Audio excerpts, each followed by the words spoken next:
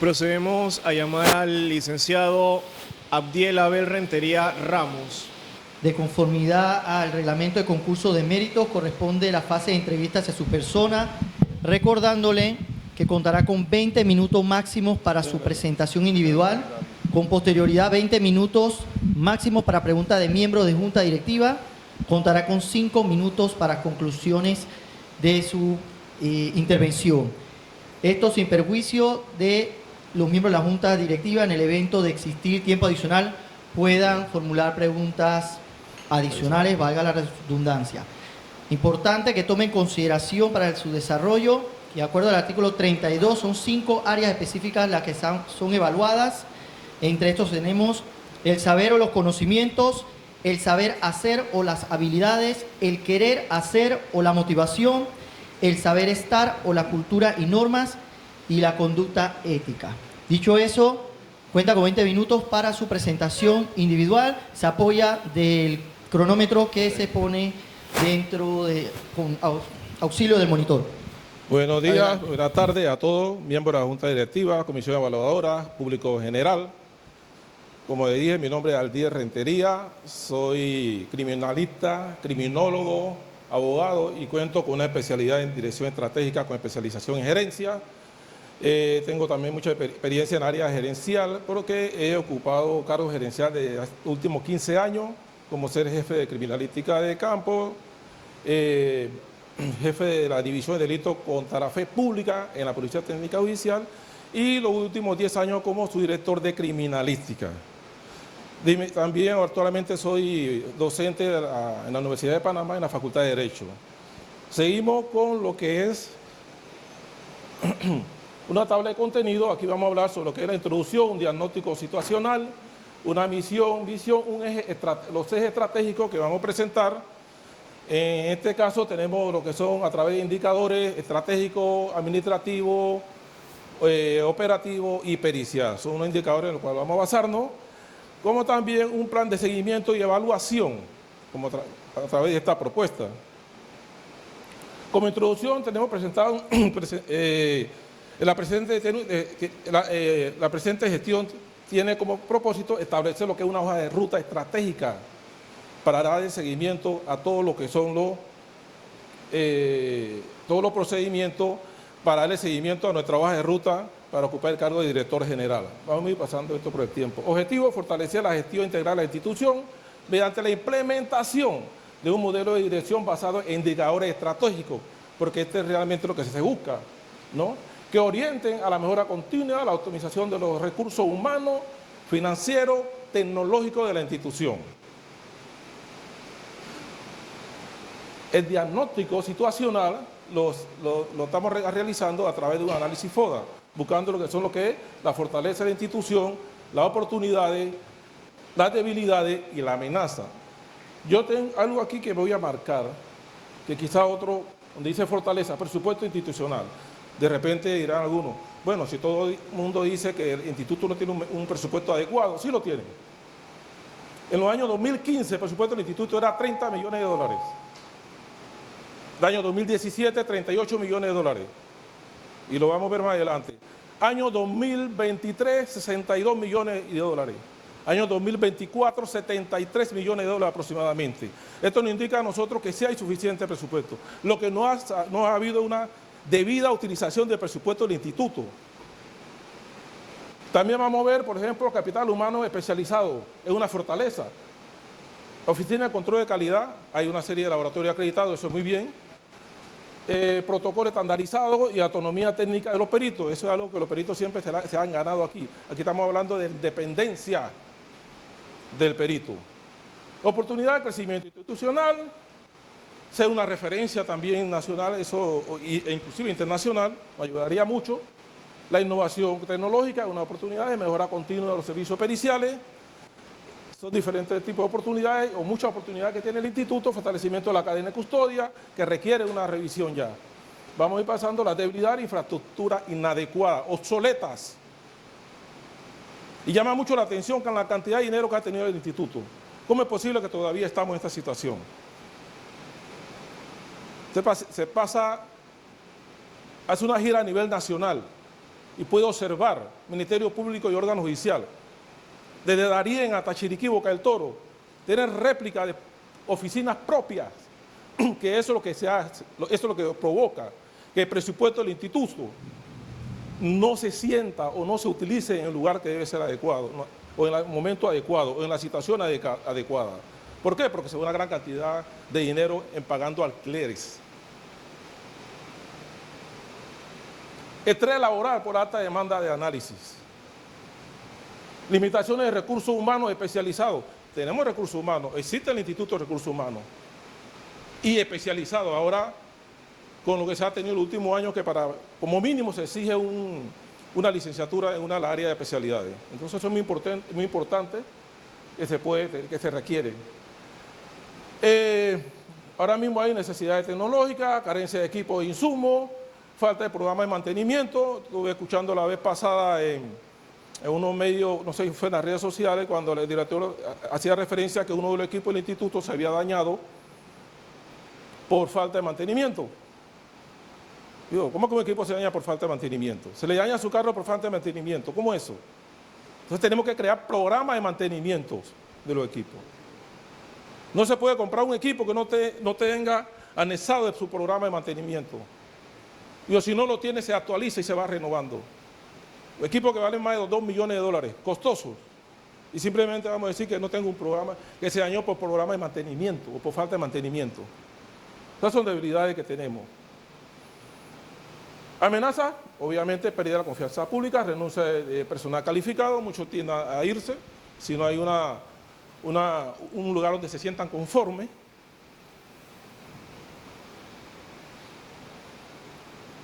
Aquí tenemos un modelo de la propuesta, los ejes estratégicos que había mencionado, indicadores estratégicos, administrativos, operativos, periciales, haciendo referencia a ese indicador estratégico como el objetivo de consolidar la planificación institucional orientada a resultados. Anteriormente hacíamos una gira a otros países y veíamos cómo se manejaban, midiendo el resultado de los peritos. No se trata solamente de que tenemos laboratorios acreditados, que es una gran fortaleza. Sí, tenemos actualmente hay casi 14 laboratorios, tanto en la parte de medicina como en la parte de criminalística, que están acreditados, y eso es cierto, y eso es bueno, y eso es positivo. Por ahí indicadores de seguimiento de calidad, o hay indicadores de seguimiento o indicadores de oficina, o de la oficina de gestión de calidad. ¿Cómo medimos la aceptación de un resultado? Y eso es lo que yo pretendo hacer. Yo tengo conocimiento en la parte administrativa. Como le decía, yo tengo una maestría en dirección estratégica con especialización de gerencia. Y ahí se mide todo eso. Hay normas que todavía son importantes para esta institución. Y que hay muchas cosas que se pueden manejar.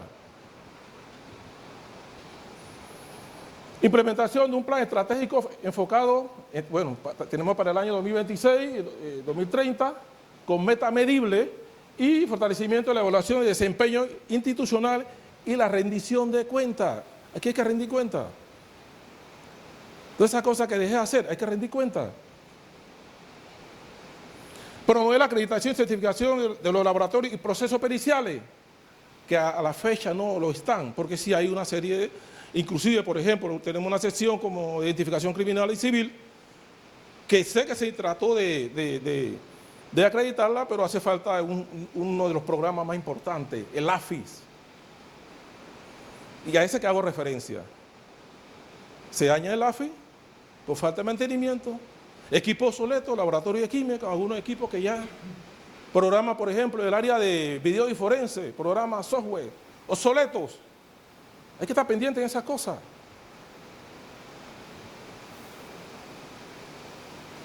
Complementar el establecimiento de indicadores de sistemas de gestión de calidad que permita evaluar el desempeño, optimizar en este caso los recursos, fortalecer la transparencia y la credibilidad institucional en lo que es indicadores administrativos. Aquí podemos ver la optimización de la gestión de los recursos humanos, financieros y tecnológicos. Encontramos para optimizar. Mira, podemos tener, así como está el instituto actualmente, puede tener $100 millones, $200 millones. Con una buena planificación, el instituto funcionó con $30 millones cuando estaba el doctor Humberto Más Casadilla. Y cuando nosotros iniciamos, nosotros entramos con 8 millones de dólares. Pasó criminalística al Instituto de Medicina Legal, 8 millones de dólares. El que le habla, con todo su equipo de trabajo, organizamos, presentamos manual. Yo fui gestor de manual de cadena de custodia, gestor de la guía de servicios periciales, y presentamos lo que era el calafón salarial para los funcionarios. Muchas cosas no funcionaron porque yo considero que a veces era celo profesional. Se mandaban los informes, queremos hacer esto, y no se hacían. ¿Por qué? Porque una parte administrativa no le quiere que le digan cómo se debe o cómo podemos gestionar para que se construya un edificio en Chiriquí. Hay un ¿cómo se llama? Hay un terreno donde está el órgano judicial del Ministerio Público, y en la parte de atrás estaba el terreno. Y mandábamos informes, ¿por qué no se hace un edificio en Chiriquí? Si cuando ganamos, teníamos 30 millones de dólares, solicitamos 20 millones para construir un edificio. Ahora tenemos el doble, 73 millones, y no se construye nada. Entonces no se trata de dinero, no se trata de dinero, se trata de optimizar. Optimizar. Por eso, gestionar la construcción de edificios que puedan albergar tanto la parte administrativa como la parte operativa y la parte de dirección, obviamente. Optimizar ese presupuesto a través de la producción de gastos administrativos innecesarios. Yo le voy a presentar, señores miembros, un público presente. Yo mandé a ayudar a algunos colegas sobre la cantidad de personal administrativo versus personal operativo. La esencia del instituto es personal operativo. Tiene que apoyarse el personal administrativo, es lógico, si no, no puede funcionar. Pero la esencia, al menos que existieran 3 peritos y un administrativo, se puede hacer algo. Pero cuando nosotros vemos la cantidad de administrativos versus la cantidad de peritos, eso es lo que está sucediendo aquí. Todo es una propuesta que podemos mejorar a través de estos indicadores. Garantizar el mantenimiento y calibración de los equipos. Por eso que hay tantos equipos malos. Por eso que hay equipos que se han dañado. Por esa situación. Programas. Una secretaría administrativa más eficientes, más dinámica, más unida con los funcionarios. Retomar la implementación de un manual de cargo y escalafón de los funcionarios. ¿Cuánto tiempo mandamos escritos solicitando que se hiciera eso? Eso no dependía de criminalística. Un subdirector de criminalística no tiene esa facultad. Él puede gestionar, pero ya siendo director general del instituto, yo puedo tomar decisiones. Y yo le voy a dar una anécdota más adelante. Cuando yo fui director encargado general del instituto, el presupuesto de los funcionarios el salario de los peritos de criminalística era de $400. Me tocó sustentar el presupuesto en la asamblea. Y le dije, se van a ir. Muchos se iban para el aeropuerto, otros se iban para cualquier otra institución y se iban de aquí, del instituto. Y logré que se entregaran casi 240 posiciones para aumentar el presupuesto a los peritos de criminalística. Y por esta gestión de este que le habla, se logró el aumento del presupuesto de $400 a $800. Y equilibrar o equiparar a algunos funcionarios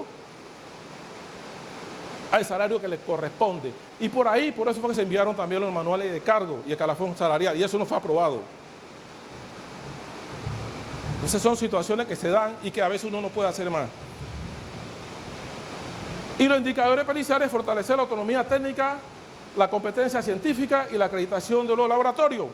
Aquí tenemos que actualización permanente de los protocolos periciales. 1, revisión de manual de cadena de custodia, ya es de 2015. Ya requiere una revisión o una actualización. Actualización de aquí a los servicios periciales, claro. Inclusive creo que se creó una sesión nueva de bioquímica, clínica y otras sesiones, obviamente ya hay que actualizarlo. Y eso fue el instrumento que mandamos a través de la subdirección de criminalística a la dirección general para que se estandarizara todos esos procedimientos. Y que no solamente se viera que era para criminalística, sino en ese entonces que era para el instituto. Lo que le estoy diciendo ahora, las cosas buenas que se hacen, yo como director general, esas cosas se solucionan. Porque yo sí sé cómo hacerlo. Aquí hay que tener la motivación, y no solamente la motivación. Eso no se trata de que yo tengo corazón, yo voy para adelante, no. Aquí se trata de tener la motivación, pero también tener conocimiento y saber cómo hacerlo. Porque si te la vas solamente que yo tengo la motivación, pero si no sé, hay que saber cómo hacerlo.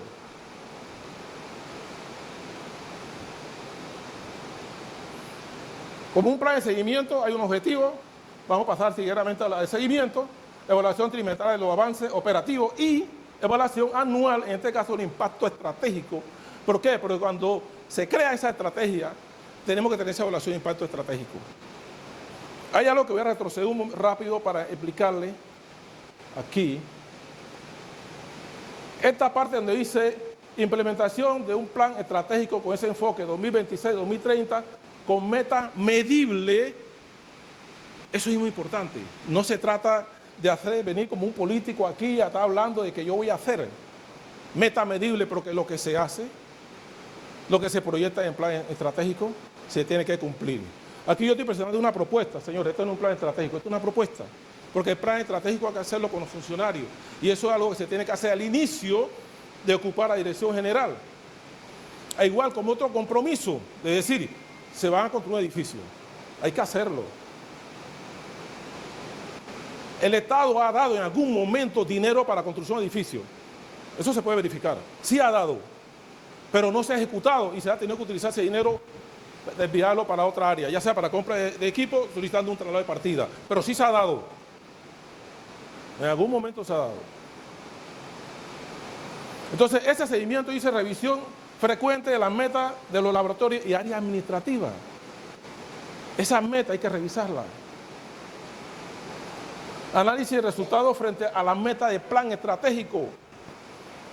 ¿Cómo nosotros sabemos? Ahora yo le preguntaría a alguno de los que sigue control de calidad. ¿Cómo usted sabe que las cosas se están haciendo mejor ahora que los laboratorios están acreditados? ¿Lo han medido? Porque no existen indicadores de seguimiento de calidad. Eso es diferente a tener un indicador de calidad. Indicadores de seguimiento de calidad, no indicadores de calidad que lo tiene la oficina. Seguimiento a todos los procesos y protocolos, resultados, Ministerio Público, ¿cómo están los resultados ahora? ¿Mejor o no? Ah, están mejores, sí, entonces está bien. Pero si no están mejores, ¿de qué sirve eso? Estamos haciendo una inversión, queremos estar a la par que, pero hay que hacer las cosas. Y participación de las unidades en la rendición de cuentas. Lo que se hace, se paga. Lo que se hace, se paga. Este mismo plan de seguimiento, basado en los mismos indicadores, voy a pasar esto muy rápido. En el estratégico, porcentaje de cumplimiento de la meta estratégica, eso hay que llevarlo porque es un seguimiento, es porcentaje, y el nivel de satisfacción del usuario. ¿Quiénes son los usuarios? Ministerio Público, órgano judicial, que son los que tienen que medir ese porcentaje de seguimiento, las cosas están mejor o no están mejor, los resultados le llegan más rápido o no. ¿Cómo está pasando eso? Si no hacemos el seguimiento no sabemos. Si calidad no hace ese seguimiento no sabe. En los administrativos, ejecución de presupuesto anual. ¿Cómo se está ejecutando? Ah, sí, a veces la gente sale y que ejecuté el 95%. Ejecuté, pero el equipo está dañado. Software obsoleto. Sin edificación. Y ejecuté el 97%. Ejecuté el 95%. A mí eso no me sirve de nada. Licenciado, le queda 2 minutos. Muchas gracias. Indicadores operativos, porcentaje de informes entregados dentro del plazo, nivel de disponibilidad tecnológica, garantizar contrato de mantenimiento y calibración de los equipos. Eso es muy importante. Oye, estamos hablando, señores, son laboratorios. Y en los periciales, tasa o porcentaje de informes entregados sin observaciones judiciales. Eso es muy importante tenerlo presente. y promover la participación en proyectos de investigaciones científicas. Promover la evaluación de la calidad interlaboratorio. Nosotros en esta propuesta tenemos que llegar a ese objetivo, a esa meta, que es lo que nosotros realmente queremos. Hay algunas áreas, como yo le explicaba, que están por acreditar. Voy a pasar muy rápido.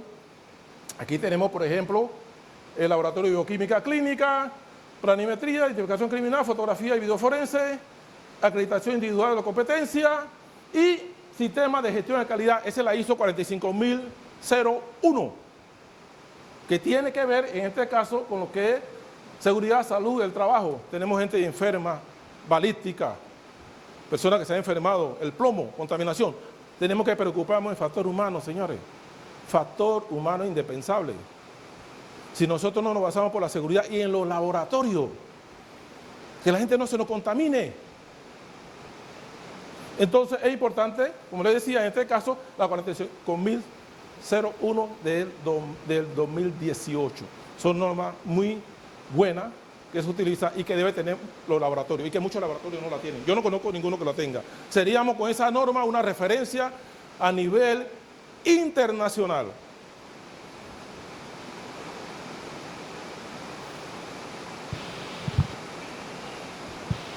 Gracias, licenciado, por su intervención. Con ello, seguimos con el siguiente punto de la fase de entrevista. Esto es 20 minutos máximo para preguntas de los miembros de la Junta Directiva. Iremos de izquierda a derecha. Mi persona preguntará en último momento.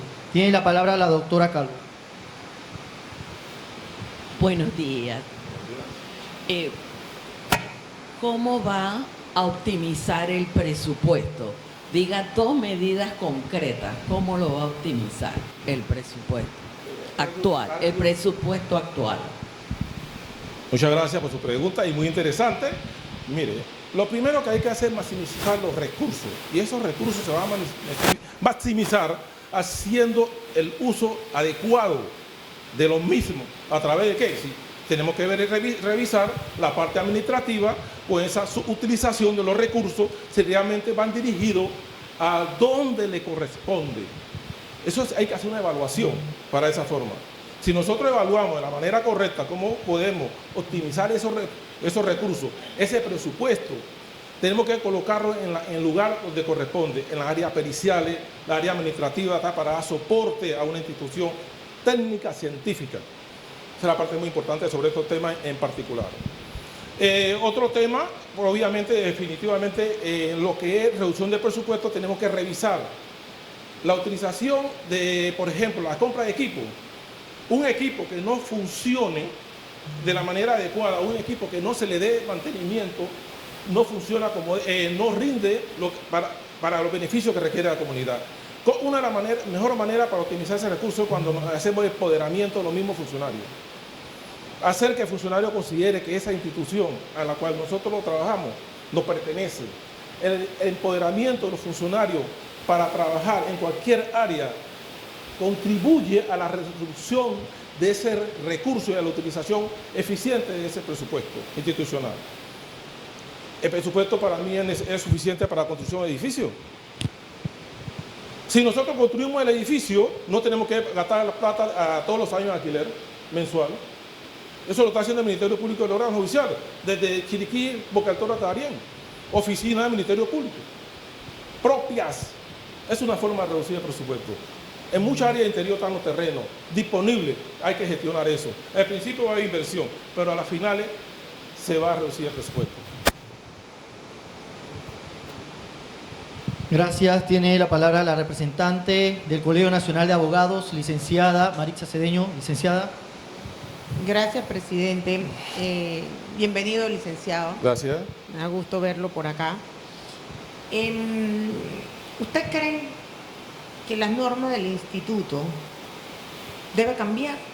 Y si usted considera que sí, ¿en qué aspecto? Cuando se refiere a la norma, se refiere a la ley completa. La ley completa. La ley necesita algunas modificaciones en cuanto a actualización para efecto de ir garantizando cierta autonomía para las gestiones de las compras y que no sea tan dependiente para el proceso de adquisición de recursos, de compra de equipo. Claro, debe existir un control previo dependiendo de la cuantía. La ley también debe garantizarle a los funcionarios de criminalística y los funcionarios a los médicos forenses, darle esa garantía de que ellos se sientan seguros, de que ellos se sientan protegidos. ¿Por qué? Además de eso, cuando se dan situaciones, no se debe de tratar del funcionario como que dice, hay una investigación referente a un caso concreto, donde hay involucrado un médico forense, hay involucrado un perito, bueno, que se hagan investigaciones pertinentes como debe ser el caso. Pero la ley debe garantizar cierta seguridad, cierta confianza de que la gente no se sienta desprotegido. Es mi forma de pensar eso. Seguidamente, le damos la palabra a la representante de la Sala Penal de la Corte Suprema de Justicia, honorable magistrada María Eugenia López. Magistrada. Muchas gracias. Bienvenido, licenciado Rentería Ramos, a esta entrevista. Gracias. Mi pregunta es la siguiente. ¿Cuál es su definición de ética y cómo la vincula a su vida profesional? Nosotros siempre tenemos que actuar conforme a la ley. Como funcionario, ese enfoque ético está basado mucho en lo que somos funcionarios públicos, los servidores públicos. Actuar de acuerdo a la ley, no salirnos de ese margen, actúa con probidad, ser una persona honesta, ser una persona también responsable en nuestra labor. También nosotros, en la práctica, nosotros tenemos que poner el ejemplo. Y si somos superiores, con mucho más. Poner el ejemplo, la ética en nuestro trabajo, no ser influenciado por nadie. Tener esa independencia judicial, tiene que ver parte de la ética de ese funcionario, que a la final le tome la decisión que sea, pero esa es su decisión en base a un resultado, digamos, de un análisis, ya sea en la parte médica o en la parte criminalística. La ética, el buen desenvolvimiento que nosotros debemos actuar como un funcionario. Y en la práctica ejercerlo, con ejemplo, y actuar de acuerdo a la ley. Si habrá de enamorar, bueno, vamos a la parte más diferente, ¿no? A la parte más privada, pero aquí estamos hablando de unos servidores públicos y tendremos que hacer las cosas de acuerdo a la ley y de acuerdo a lo que nos indica la ley y el reglamento, obviamente, del instituto, de la institución. Muchas gracias. Gracias, licenciado. Seguidamente, le damos la palabra a la delegada del Colegio Médico de Panamá, doctora Susan Beitía. Doctora. Gracias, señor presidente. Buenas tardes, licenciado. Muy buenas tardes. Me gustaría que nos podría decir cómo usted manejaría de llegar al puesto las relaciones que tiene el Instituto de Medicina Legal con otras instituciones y tanto públicas como privadas. ¿Cuál sería su objetivo a trazarse en el plan que está gestionando para ser Claro. director? Muy bien, eso es interesante, esa pregunta. Mire, primeramente hay que canalizar todas esas reuniones, esos acuerdos institucionales que se deben hacer con las universidades, con el Ministerio Público, con los órganos judiciales. Eso va en beneficio de todos los funcionarios a las finales. Entonces, tenemos que tener acercamiento, definitivamente, hay que llegar con un acercamiento a toda la institución, inclusive el IFARU. ¿Por qué? Porque mira, aquí hay una situación que a veces se dice, bueno, es que no hay funcionarios calificados porque no hay área para el estudio, por ejemplo, en el caso de los psiquiatras, en el caso de otro tipo de especialistas. Bueno, tenemos que tener acercamiento con las universidades, con el IFARU, conseguir becas. Entonces, el acercamiento debe ser bastante estrecho. Inclusive cuando se da ese tipo de congreso, darle la participación, inclusive para que expongan la realidad de su institución, y eso fortalece ese lazo de cooperación institucional, porque lo que se busca es una cooperación institucional, y no estamos hablando solamente de nacional, sino estamos hablando de internacional, para que ayude a nuestros funcionarios a poder inclusive ejercer pasantía con otros países. Mire, no sé si sabrá que existe lo que es la AIC, que es la Academia Iberoamericana de Criminalística y Estudios Forenses, también otra academia de medicina, y eso el instituto mantiene relaciones a nivel internacional con más de 18 laboratorios. con más de 32 laboratorios de 19 países aproximadamente, todo lo que es parte de Centroamérica, todo lo que es parte de Sudamérica, muchas partes de Sudamérica, incluyendo España y Portugal. Entonces las relaciones no solamente están, sino se tienen que fortalecer. ¿Pero cómo? Con ese acercamiento. Hay que buscar acercamiento. Gracias. Licenciado, usted cuando estaba exponiendo habló sobre algo que me llamó mucho la atención y en esa línea sería mi solicitud. Y era lo relacionado a personal operativo versus personal administrativo. Yo quiero que usted me profundice sobre eso que usted estaba acotando e indíqueme cuál es la situación actual y qué hay que cambiar para poder mejorar sobre ese aspecto que usted mencionó. Ok, aquí muchas gracias, muy buena pregunta, licenciado. Aquí yo le estoy poniendo un listado de personal del Instituto de Medicina Legal. En la parte de arriba usted verá que hay 895 funcionarios administrativos, que para otros países, para otras instituciones, el Estado debería ser un margen de 1 por 3. 3 peritos, un administrativo. Es más, usted puede tener, por ejemplo, en el laboratorio de sustancias controladas, 2 secretarias y le dan respuesta a todo el laboratorio, donde pueden existir 5, 10, hasta 10 peritos. ¿Ok? Hay sesiones aquí en Panamá, oficinas, le voy a poner un ejemplo, señor procurador.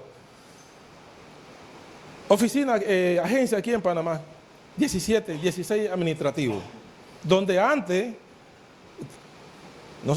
yo tengo experiencia en el área administrativa, soy jubilado de la institución, trabajé en agencias a nivel nacional, en agencias donde teníamos nosotros 2 administrativos, 3 administrativos, ahora tenemos oficinas, agencias con 16 administrativos, por tener un ejemplo.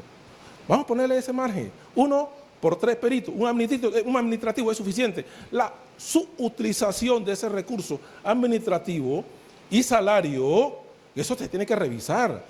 Aquí no se trata de que una persona y que no, vamos a agarrar y vamos a votar a nadie, aquí hay que revisar simplemente. Perito, maestría, licenciatura, criminalística, 20 años de servicio, ganando tanto.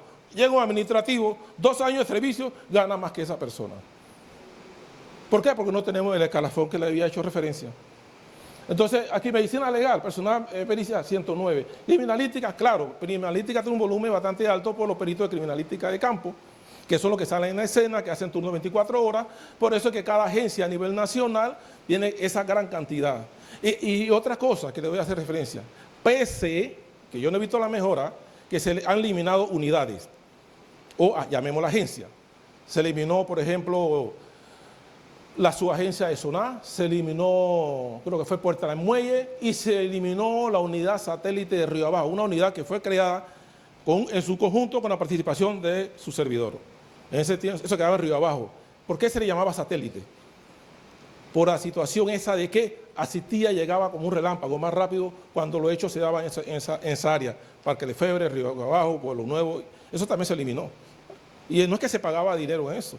Igual la de Soná tampoco se pagaba, porque esas eran cosas, era un edificio que fue hecho a través de la administración anterior y eso ahí no se pagaba ni un centavo de mantenimiento. Entonces, ¿cómo podemos hacerlo? Obviamente hay una revisión de ese volumen demasiado personal administrativo versus cantidad de peritos. Hay forma de lograrlo. Tiene que haber una revisión. Tiene que haber una revisión. Yo antes me fijaba, si me da el tiempo, a veces usted se fijaba en las cuestiones de la Contraloría, donde aparecen los funcionarios, y habían dicho que fulano de tal, perito 1. Cuando tú averiguabas, esa plaza de perito 1 le pertenecía a un administrativo. Eso pasa en todas las instituciones, pero ¿por qué pasa aquí? Esto es un área netamente pericial. ¿Qué es lo que nosotros? Esto es un área pericial. Y necesitamos el apoyo administrativo, pero tampoco a un nivel tan exagerado. Así. Gracias. Gracias, licenciado Rentería. Como tenemos tiempo adicional, pueden los miembros de esta junta directiva realizar preguntas adicionales. Le pregunto a alguno de los miembros si están interesados en realizar alguna pregunta o adicionar algo a las ya expuestas.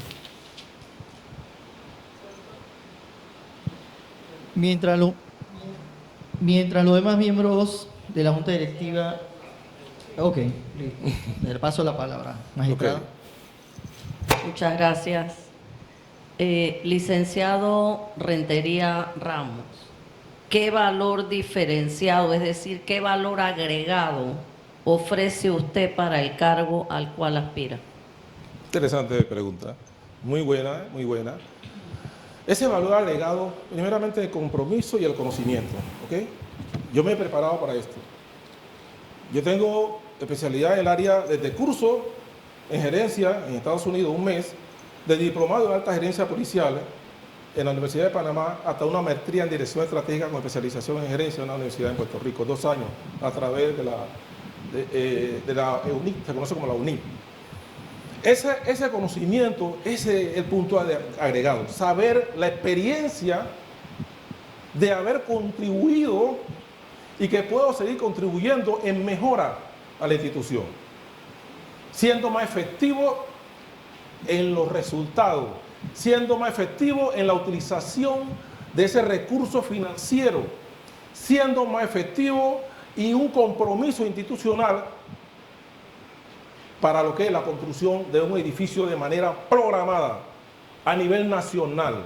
Y eso se lo puedo garantizar, que a final de tiempo, a final de periodo, el presupuesto del instituto no se va a aumentar, porque no tiene que aumentarse. Ni el presupuesto del instituto, ni tampoco el salario del director. Eso no se puede aumentar. Porque si se tiene que regular que un director no gane más que un procurador general de la nación, ni que nadie en la corte, y se tiene que bajar, se hace. Porque son valores agregados. Aquí no se viene a qué, a lucrar. Aquí se viene a trabajar, pero con conocimiento. No se trata de corazón.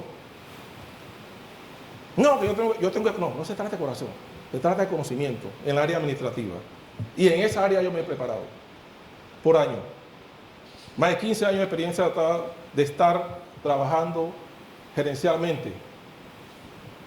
Desde división investigativa, como le expliqué y reitero, hasta área de la subdirección de criminalística por 10 años. Y muchos de los logros de criminalística y los principales que se consideran íconos, como es manual de cadena de custodia, la guía de servicios periciales, aumento de los peritos de 50% de su salario, ha sido gestionada por su servidor. Muchas gracias. Tiene la palabra la licenciada Maritza Cedeño. La abogacía del país que yo represento siente que muchos peritos del instituto trabajan para el Ministerio Público. Y nosotros somos el criterio que los peritajes tienen que ser objetivos e independientes. Si bien es cierto, el Ministerio Público es el máximo cliente, por decirlo de alguna manera, o usuario del instituto, pero también la abogacía, que puede ser defensores, pero también pueden ser querellantes en un momento dado, requieren que el examen o el dictamen pericial que salga de aquí sea objetivo y que sea con responsabilidad. ¿Cómo colaboraría usted para cambiar esa imagen de los peritajes que hoy en día salen del instituto? Esta es una pregunta igual manera, es muy interesante. ¿Y por qué me sonrió? Porque como docente en ocasiones los estudiantes hemos explicado sobre ese tema en particular, y se le dice la prueba de proceso, no de fiscal. Es que el fiscal prepara, no, el instituto tiene que preparar a su gente. La prueba de proceso. Los peritos son objetivos, son independientes en su pericia, independientes en su pericia, en su resultado que ellos van a presentar. Entonces, no se trata de que el fiscal, porque solicita alguna diligencia, el informe se hace y se le pone a disposición de la fiscalía, y la fiscalía solicita el análisis y se le manda ese análisis el perito de fiscal. No, ni la prueba de fiscal, la prueba de proceso. Una vez la prueba se pone en el proceso, por eso tenemos una etapa intermedia, donde se da el descubrimiento, y a la final de cualquiera que presente una prueba tenemos que llegar al descubrimiento de la misma. Entonces no se trata de hacer un peritaje, y es algo que yo siempre le decía a los peritos: no te pongas ni intentes estar defendiendo al fiscal, porque tú no trabajas para el fiscal, tú trabajas para el proceso. Y cuando te llaman a audiencia, si tú respondes solamente con un poco limitado, con ganas de que lo que yo voy a decir favorezca al fiscal, te vas a enredar. Usted responde de manera objetiva, pero eso es capacitación. Eso es capacitación. Miren, aquí la capacitación es de esa índole. Yo recuerdo que venían algunos instructores cuando se estaba iniciando el sistema penal acusatorio, algunos instructores que eran pagados por el gobierno de Estados Unidos, de Colombia, muy buenos instructores sobre esos temas, y se hacían los talleres. Y algunos se veía que cuando querían como defender al fiscal quedaban enredados, porque no le iba a resultar. Capacitación continua, ¿para qué? Para audiencia. Y eso debe existir. Las capacitaciones tienen que ser específicas para cada caso. Y lo que tienen que ir a ese tipo de capacitaciones, bueno, busquemos a las personas idóneas que brinden las capacitaciones, pero con talleres. Una capacitación sin taller no funciona. No le va a funcionar. Y nosotros estamos acostumbrados y hay que darlo a tener ese tipo de experiencia. Entonces es una de las formas de hacerlo, capacitar a los peritos. No que estén esperanzados de que el fiscal cuando van a la audiencia los prepare. Se utiliza a veces un término. Y que el fiscal prepara el perito. No prepara a nadie. El perito debe ser un profesional. Igual como cuando íbamos a la escena, yo le decía a los peritos: no, el fiscal es jefe de la investigación. Es cierto, pero usted es jefe de la escena. Porque lo que pasa ahí, si lo hace mal, tú eres responsable. El médico jefe en la escena cuando está levantando su cadáver y hace su prueba, y se ha demostrado que el que falla la paga con cárcel o la paga con destitución. Están los mecanismos. Hay una fiscalía anticorrupción. Hay mecanismos para eso, para la persona que comete un delito o se salga del margen y se convierte en algo antiético.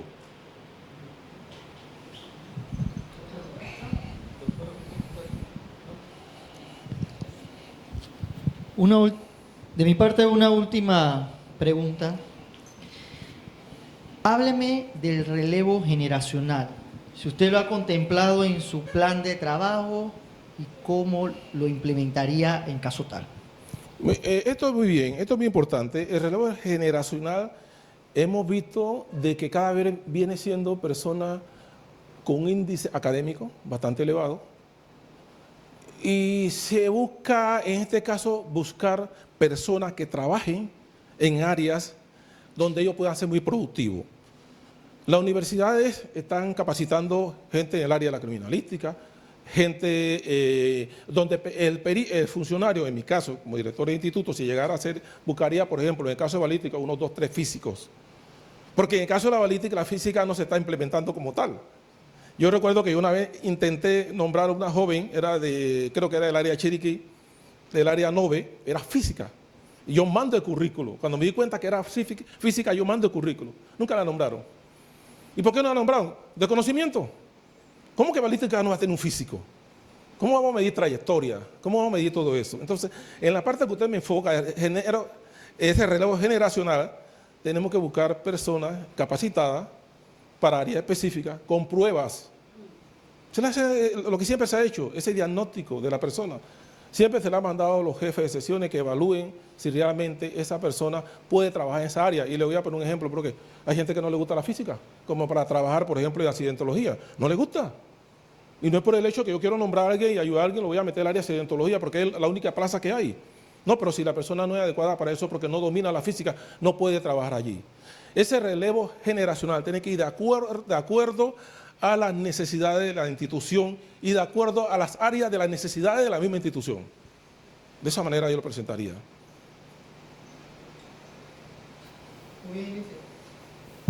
Muy bien, licenciado Rentería. No habiendo más preguntas por parte de los miembros de esta junta directiva, cuenta usted entonces con 5 minutos para realizar sus conclusiones. Bueno, tomando en consideración estos 5 minutos, voy a hacer un breve resumen para mis conclusiones, tomando en referencia lo que se piensa hacer. Gestionar la construcción progresiva de edificios propios del INMEL, tal como lo ha hecho instituciones como el Ministerio Público, el órgano judicial. Esos son compromisos que se va a gestionar. pero no gestionarlo de parte mía solamente, porque si las cosas no se hacen o no se saben cómo hacer, y le voy a poner otro ejemplo. En un país, no voy a mencionar el nombre del país, yo le pregunté, oye, ¿cómo ustedes lograron a construir ese edificio? No, es que a mí me comisionaron. Usted es responsable. Y se crea una comisión. Y no se le deja esa potestad al secretario administrativo, porque nunca el Instituto de Medicina Legal va a construir un edificio. Porque tengo experiencia de eso. Nosotros hacíamos reuniones de peritos a nivel nacional. La organizaba mi persona cuando era subdirector de criminalística.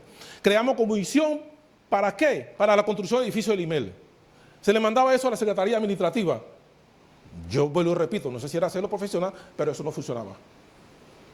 ¿Por qué? Porque lo organizaba criminalística. Oye, tenemos que ser inclusivos. Un director general debe analizar todo lo que se te manda en pro de la institución. Pero si yo lo hacía a nivel de criminalística y que a veces no surtía efecto, por X o Y circunstancias, como director general sí va a surtir efecto.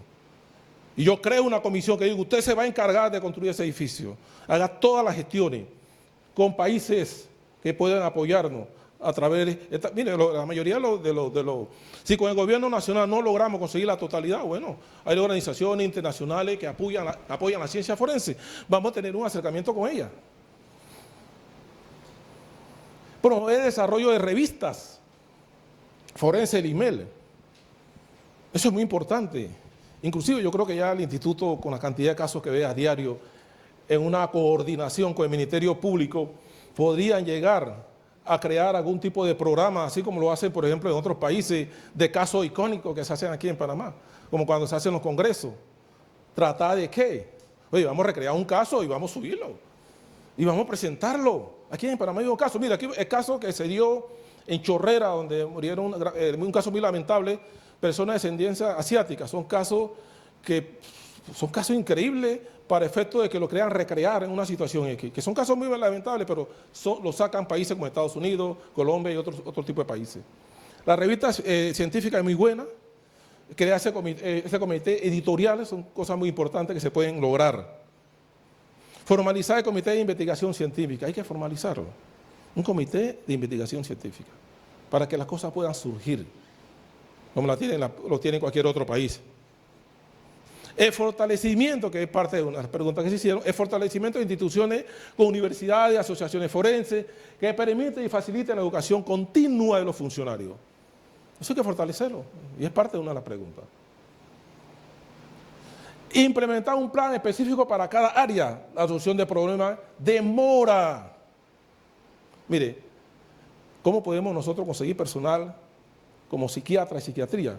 Coordinaciones internacionales. Vamos a hablar con México, vamos a hablar con Chile, vamos a hablar con España, vamos a hablar con Brasil, vamos a hablar con Costa Rica. Si en Panamá no se pueden capacitar los médicos forenses y psiquiatras, entonces vamos a hacer un convenio con ellos, hacemos un convenio con el IFARU, el instituto los nombra, compromiso, se firma. Y mandamos 5 o 6 médicos nuevos, ya sea a México, a cualquier otro país, en convenio institucional. Lo podemos conseguir. Y se nombra, en 3 años tenemos médicos forenses, psiquiatras, patólogos, tenemos aquí. Pero si nunca se hace, ¿cómo vamos a lograrlo?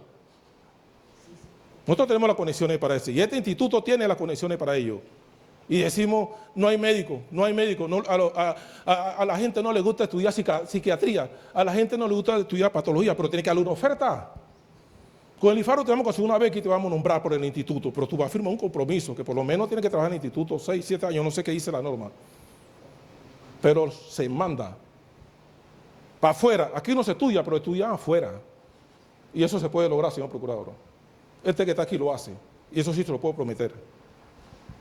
Seguimos entonces. Implementación de un plan específico para cada área, la solución de problemas de mora institucionales. Bueno, eso ya lo vimos. Aquí hay mora, mucha mora en el área de ADN, esa mora. Pero es que hay una mala planificación. Yo tengo ahí rápido para ver si lo pueden ver. Bueno, esa es parte de mi currículo. La parte esa, hay una parte donde yo le iba a mostrar. Bueno, licenciado, hasta ahí 5 minutos. Le agradecemos mucho su intervención y aquí está su cédula. Muchas gracias, muchas gracias. Muy amable. Se le agradece.